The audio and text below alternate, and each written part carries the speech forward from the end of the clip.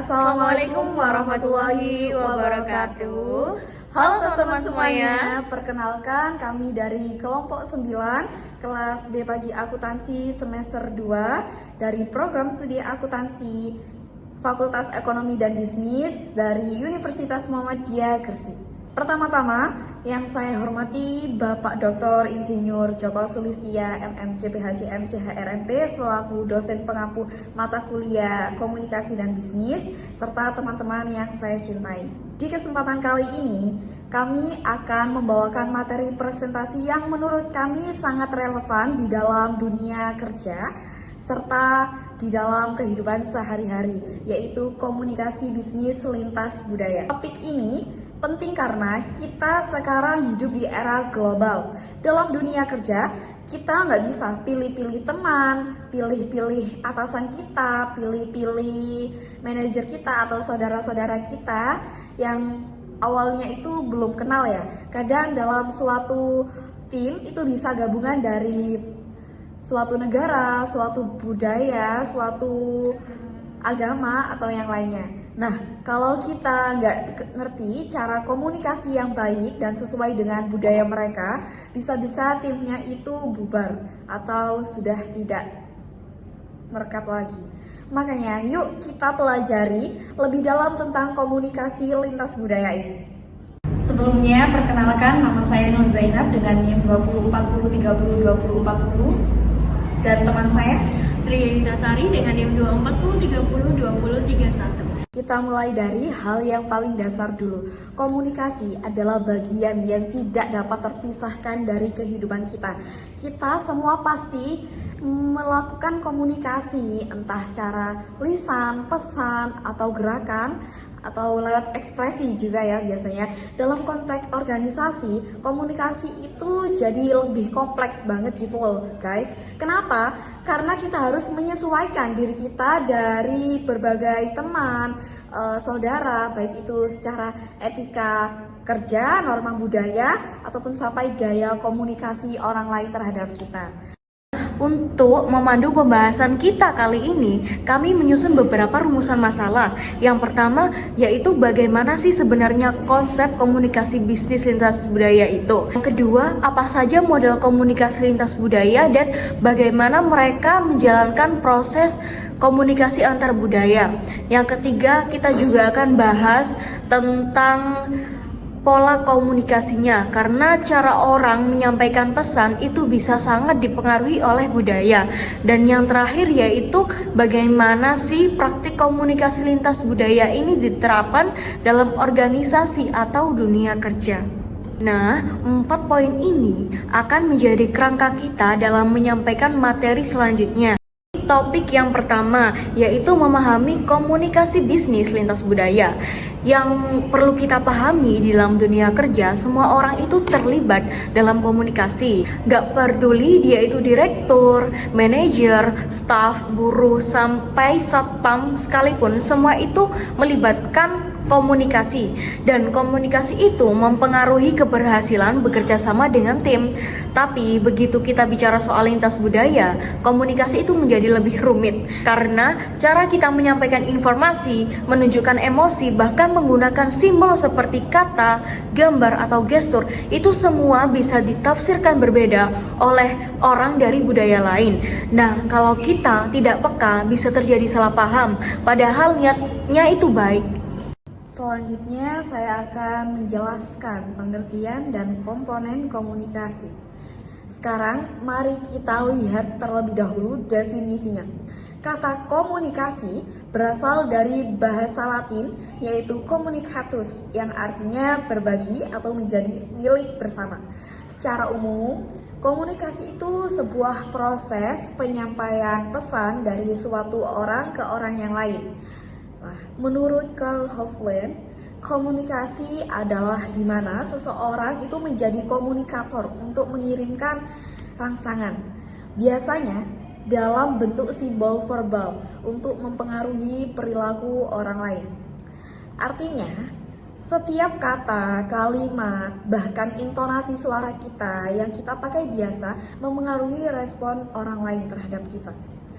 Dan dalam proses itu, Ada 6 komponen yang penting.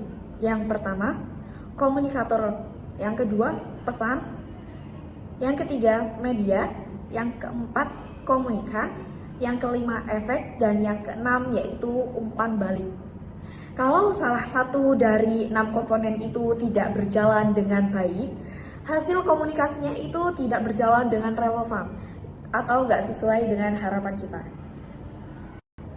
Budaya sebagai pesan dalam komunikasi.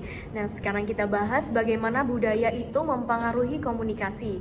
Budaya itu bukan cuma latar belakang, tapi juga bagian dari isi pesan. Budaya itu mempengaruhi cara orang menyampaikan, menerima, dan menafsirkan pesan. Misalnya, orang dari budaya timur seperti Indonesia itu cenderung menyampaikan pesan secara tidak langsung, sedangkan budaya barat itu cenderung lebih lugas. Kalau dua orang dari budaya ini mengobrol tanpa saling memahami perbedaan, kemungkinan besar akan menjadi salah paham. Budaya juga membentuk bahasa, baik verbal maupun non-verbal. Makanya dalam komunikasi lintas budaya, kita gak bisa kalau mengandalkan terjemahan. Kita juga harus memahami maknanya dalam konteks budayanya masing-masing. Menurut Samovar, Porter, and McDaniel, ada 5 elemen budaya yang berpengaruh dalam komunikasi lintas budaya. Yang pertama, sejarah. Yang kedua, agama. Yang ketiga, nilai. Yang keempat, organisasi sosial. Yang kelima, bahasa. Bahasa verbal dalam komunikasi budaya.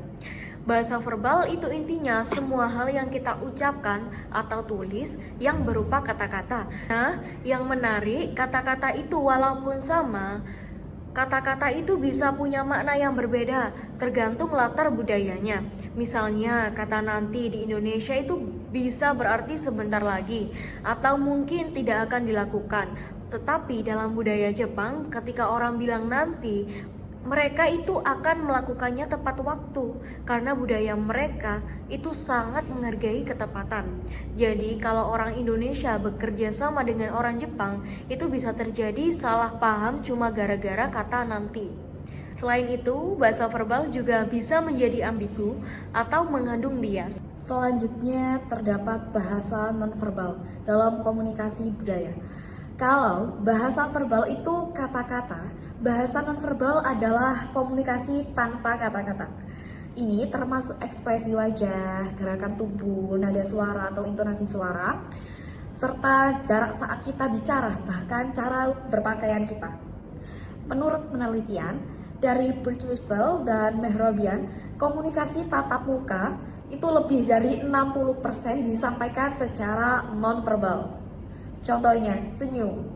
Nah, senyum itu tanda keramahan kita.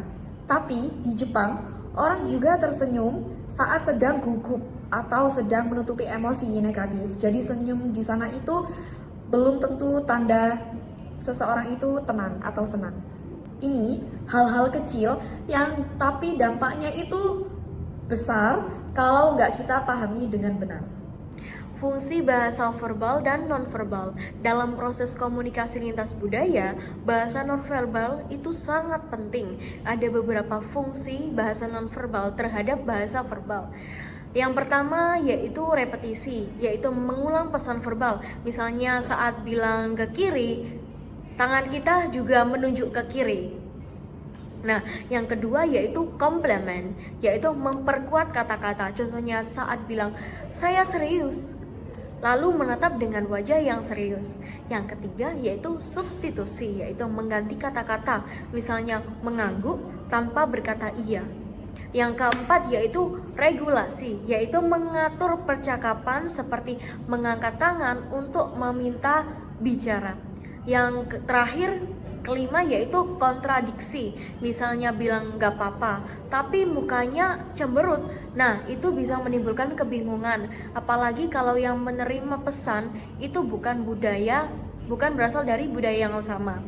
Di dalam komunikasi lintas budaya, kita itu perlu peka apakah gestur kita bermakna sama di budaya lain atau malah menimbulkan salah paham. Kemudian selanjutnya saya akan bahas komunikasi lintas budaya versus antar budaya. Di sini penting untuk kita membedakan dua istilah yang kelihatannya itu mirip, komunikasi lintas budaya dan antar budaya. Komunikasi lintas budaya terjadi saat dua pihak dari latar belakang budaya yang berbeda itu saling bertukar informasi, fokusnya ada pada perbedaan budaya yang dibawa dari masing-masing budaya tersebut. Contohnya, ketika orang Indonesia bernegosiasi bisnis dengan orang Jerman, perbedaannya gaya bicara, tempo bicara, atau cara menyampaikan pendapat itu bisa membuat proses komunikasi menjadi tantangan. Sementara komunikasi antar budaya lebih ke arah interaksi yang terjadi dalam masyarakat multikultural. Misalnya, kerjasama antara etnis Jawa dan Batak di dalam suatu organisasi di Indonesia. Perbedaan ini perlu kita pahami supaya kita itu bisa menyesuaikan strategi komunikasi dengan siapapun kita berhadapan. Setiap orang itu membawa semacam kacamata budaya ketika berkomunikasi. Jadi, kalau dua orang dari latar yang berbeda berbicara, mereka itu bisa melihat atau menafsirkan hal yang sama dengan cara yang sangat berbeda. Contohnya, di budaya tertentu, menyela pembicaraan itu dianggap aktif dan antusias, tapi di budaya lain itu justru dianggap tidak sopan. Nah, selain itu, identitas kelompok seperti agama, umur, status sosial, dan pekerjaan juga mempengaruhi gaya komunikasi seseorang. Misalnya, orang yang biasa kerja di lingkungan profesional mungkin lebih formal. Nah, sementara orang dari komunitas yang santai itu lebih casual. Kalau kita nggak aware dengan perbedaan ini, bisa terjadi benturan dan kadang bikin suasana jadi nggak enak. Dampak stereotip dalam komunikasi bisnis. Dalam dunia bisnis, stereotip itu sering banget terjadi dan seringkali nggak disadari. Contohnya, etnis Tionghoa dianggap itu lebih pintar, tapi saat berdagang dia pelit. Yang kedua, orang Batak dikenal itu lebih tegas atau lebih keras daripada orang Jawa. Orang Jawa cenderung itu lebih lembut dan sopan. Nah, kita nggak bisa generalisasi ke semua orang. Kalau kita terlalu percaya dalam stereotip negatif, itu bisa menurunkan kualitas komunikasi kita. Misalnya, kita jadi curiga atau padahal belum tahu sifat aslinya seseorang itu. Sebaliknya, kalau stereotip itu positif, kita meningkatkan rasa percaya terhadap suatu seseorang kan. Tapi tetap kita harus hati-hati karena pada akhirnya setiap orang itu unik atau berbeda. Jadi kita itu tidak bisa melihat atau menilai dari latar belakangnya saja. Fungsi komunikasi lintas budaya.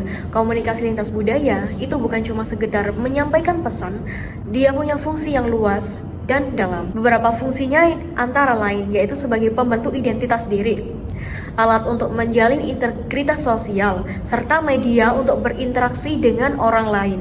Di dalam dunia kerja, fungsi ini makin terasa. Misalnya ketika kita bergabung dalam tim kerja lintas negara, komunikasi lintas budaya itu membantu kita memahami kolega dari budaya yang berbeda. Contohnya, dalam proyek kolaborasi antara Indonesia dan Belanda, pekerja Indonesia itu terbiasa menunggu instruksi, sedangkan orang Belanda itu cenderung inisiatif.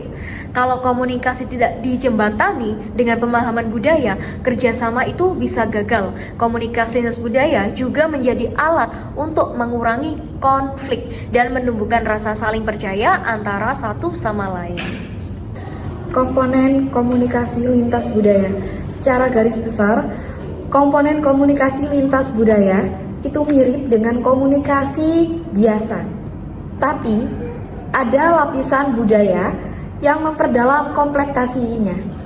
Komponennya meliputi pengirim atau sumber pesan, isi pesan atau konten, saluran atau media, penerima, umpan balik, hambatan atau gangguan, proses decoding atau interpretasi. Misalnya, dalam percakapan online antara klien Jepang dan tim marketing Indonesia, klien itu mengirimkan pesan singkat tapi formal. Tapi karena tidak ada emoji atau basa-basi, tim Indonesia menganggapnya ini dingin atau tidak ramah. Padahal itu hanya gaya komunikasi khas Jepang yang mengutamakan efisiensi dan kesopanan. Tujuan utama dari komunikasi lintas budaya adalah memastikan pesan itu tersampaikan secara efektif dan tidak menimbulkan salah paham. Yang mana mencakup menyesuaikan gaya komunikasi dengan adat dan kebiasaan budaya lain, mengatasi hambatan persepsi, menghindari miskomunikasi, menumbuhkan sikap saling menghargai, memperluas jejaring kerja, membentuk perspektif yang lebih terbuka.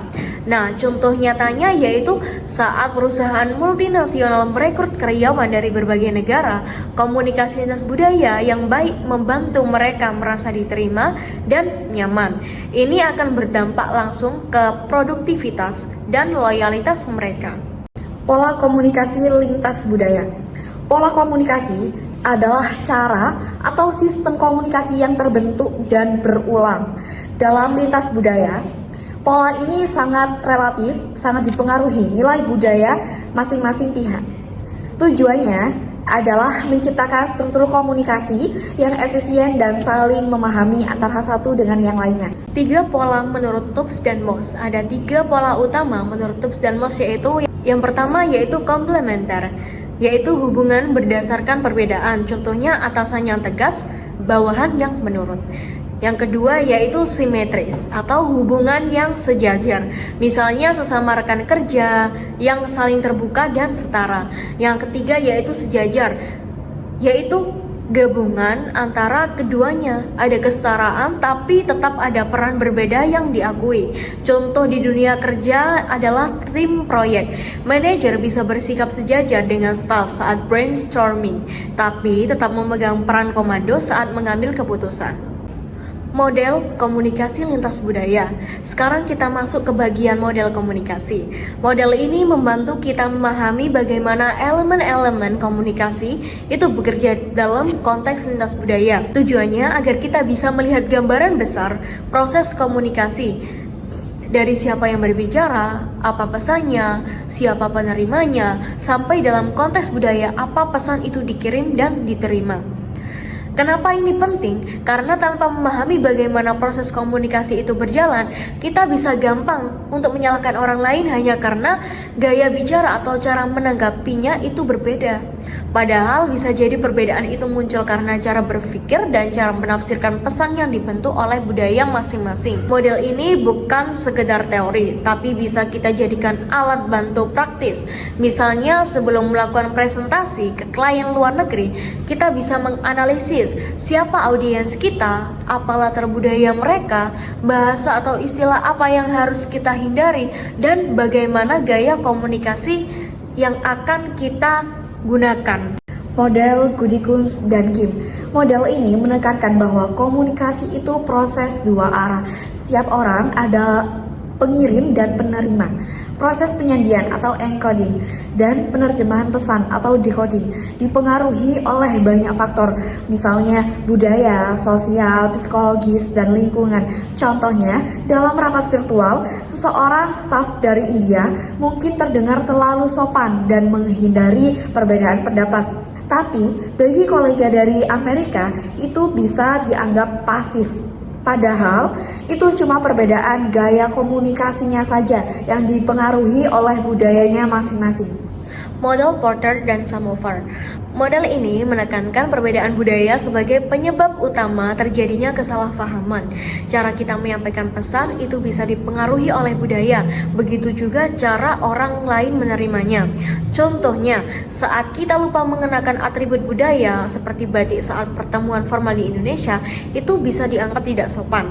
Padahal mungkin orang itu hanya tidak tahu. Nah, inilah pentingnya saling memahami dan memberi ruang belajar dalam komunikasi lintas budaya. Komunikasi lintas budaya dalam organisasi. Dalam dunia kerja saat ini, keberagaman bukan lagi hal yang bisa dihindari. Justru jadi kekuatan baru dalam organisasi modern. Karena itu, komunikasi lintas budaya dalam organisasi menjadi sangat penting. Kenapa? Karena setiap orang datang dengan latar belakang budaya yang berbeda. Contoh dengan cara bicaranya, cara menyampaikan kritiknya, bahkan cara menyapa saja bisa sangat berbeda. Kalau ini tidak disadari, bisa muncul salah paham kecil yang ujung-ujungnya itu bikin kerja tim itu jadi tidak nyaman. Contohnya, dalam satu tim proyek multinasional ada anggota dari Jepang, Australia, dan Indonesia. Orang Jepang cenderung sangat menghormati senioritas dan tidak langsung menolak ide orang lain. Sementara orang Australia bisa menyampaikan kritik secara langsung dan terbuka. Kalau tidak ada pemahaman lintas budaya dari masing-masing dua tim tersebut, gaya belak-belakan dari orang Australia bisa dianggap kasar oleh rekan Jepang. Itulah mengapa penting banget buat organisasi itu untuk mengenalkan dan membiasakan komunikasi lintas budaya. Dengan begitu, kita bukan hanya menghindari konflik saja, tapi juga menciptakan suasana kerja yang sehat dan saling menghargai. Urgensi komunikasi di internal organisasi. Komunikasi lintas budaya itu penting buat publik internal, yaitu semua orang bekerja dalam organisasi seperti staff, manajer, direktur, dan lain-lain. Kalau mereka tidak bisa berkomunikasi dengan baik satu sama lain karena perbedaan budaya, suasana kerja itu bisa menjadi sangat toksik tanpa disadari. Misalnya di satu perusahaan, orang dari satu budaya terbiasa menyampaikan ide lewat diskusi terbuka, tetapi staf lain justru merasa gaya bicara itu terlalu mendominasi. Kalau tidak dibiasakan untuk saling paham, yang satu bisa merasa diabaikan dan satunya lagi bisa merasa dibatasi. Nah, urgensi komunikasi lintas budaya itu juga bisa dilihat dari segi produktivitas. Ketika orang merasa dihargai dan difahami, mereka akan menjadi lebih nyaman untuk menyampaikan ide, lebih semangat kerja, dan lebih loyal pada tim. Urgensi komunikasi ke publik eksternal. Komunikasi lintas budaya tidak hanya penting di dalam organisasi saja, tapi juga untuk berhubungan dengan pihak luar seperti klien, partner, atau pelanggan dari budaya berbeda. Dalam bisnis, kesan pertama itu penting banget loh. Dan salah satu penyebab rusaknya relasi bisnis adalah miskomunikasi karena perbedaan budaya. Contohnya, sebuah perusahaan Indonesia menjalin kerjasama dengan perusahaan Korea. Dalam budaya Korea, mengangkat suara saat rapat bisa dianggap sebagai bentuk ketidaksetiaan atau pembangkangan. Padahal bagi sebagian orang Indonesia itu hanya ekspresi semangat saja. Tanpa pemahaman lintas budaya, bisa muncul kesan negatif hanya karena gaya komunikasi. Maka perusahaan perlu memastikan bahwa semua pihak yang berhubungan langsung dengan publik luar dibekali pemahaman lintas budaya agar komunikasi itu bisa sopan, profesional, dan produktif. Pentingnya etika lintas budaya. Etika di dalam komunikasi lintas budaya adalah kemampuan untuk memahami dan menghargai nilai serta norma budaya orang lain. Kadang kita itu merasa sudah sopan, padahal di budaya lain itu justru dianggap kasar. Contoh sederhananya yaitu menyebut nama langsung pada orang yang lebih tua. Di budaya barat itu terdengar biasa saja, tetapi di Indonesia memanggil atasan langsung dengan nama bisa dianggap tidak sopan. Itulah mengapa dalam komunikasi lintas budaya kita harus berhati-hati, hindari stereotip, hindari candaan yang mengarah ke suku, ras, atau agama, dan pastikan kita itu membuka diri untuk belajar dari budaya orang lain. Tantangan komunikasi lintas budaya. Komunikasi lintas budaya itu memang sangat penting guys bagi kita, tapi tentu tidak mudah. Ada banyak tantangan yang sering kita hadapi, misalnya perbedaan bahasa. Tidak semua orang punya kemampuan bahasa asing yang sama. Kata-kata bisa disalahartikan. Yang kedua, gaya komunikasi. Budaya tertentu menyukai komunikasi tidak langsung, budaya lain lebih suka to the point. Yang ketiga, stereotip dan prasangka. Kadang kita sudah punya penilaian negatif hanya karena asal seseorang aja. Yang keempat, bahasa tubuh yang berbeda makna. Misalnya, mengangguk itu berarti iya di budaya kita, tapi di budaya lain itu bisa berarti tidak yakin. Tantangan ini bukan berarti kita itu harus takut berkomunikasi, tapi justru jadi alasan kenapa kita harus terus belajar dan membiasakan diri untuk lebih terbuka dan peka terhadap perbedaan. Strategi mengatasi tantangan. Kalau tadi kita bahas tantangannya, sekarang kita lihat bagaimana cara untuk menghadapinya. Beberapa strategi yang bisa kita terapkan antara lain yaitu satu, meningkatkan kesadaran diri dan keterbukaan. Kita harus menyadari bahwa cara kita itu bukan satu-satunya yang paling benar. Yang kedua yaitu berempati, contohnya memahami sudut pandang lawan bicara kita. Yang ketiga yaitu menghindari stereotip, yaitu jangan menilai orang hanya dari etnis atau cara bicara mereka. Yang keempat, membangun kepercayaan secara perlahan. Seringkali dibutuhkan waktu dan konsistensi. Yang kelima yaitu pelatihan komunikasi lintas budaya. Ini sangat penting sekali, apalagi untuk tim yang multikultural. Contoh strategi yang sering dipakai di perusahaan besar adalah mengadakan sesi cross cultural learning, yang dimana setiap minggu ada karyawan yang memperkenalkan budayanya ke rekan kerja lain. Nah, cara ini sederhana tapi sangat efektif untuk membangun pemahaman dan keakraban. Jadi guys, kesimpulannya itu komunikasi lintas budaya itu bukan hanya skill tambahan, tapi sudah jadi kebutuhan utama di dunia profesional. Dalam dunia yang makin terhubung dan beragam, perbedaan budaya adalah hal yang pasti kita temui. Tinggal kita sendiri aja mau menghindar atau mau belajar beradaptasi. Dengan memahami komunikasi lintas budaya, kita bisa menghindari salah paham, membangun kerjasama yang lebih erat, menjadi profesional yang fleksibel dan bijak, dan pada akhirnya menciptakan lingkungan kerja yang sehat dan inklusif. Jadi, mari kita jadikan komunikasi lintas budaya sebagai kebiasaan yang melekat dalam cara kita bekerja atau berinteraksi. Karena kunci kesuksesan dalam tim itu yang beragam adalah saling paham dan saling menghargai. Sekian penjelasan dari kami. Apabila ada salah kata, kami mohon maaf. Wassalamualaikum warahmatullahi wabarakatuh.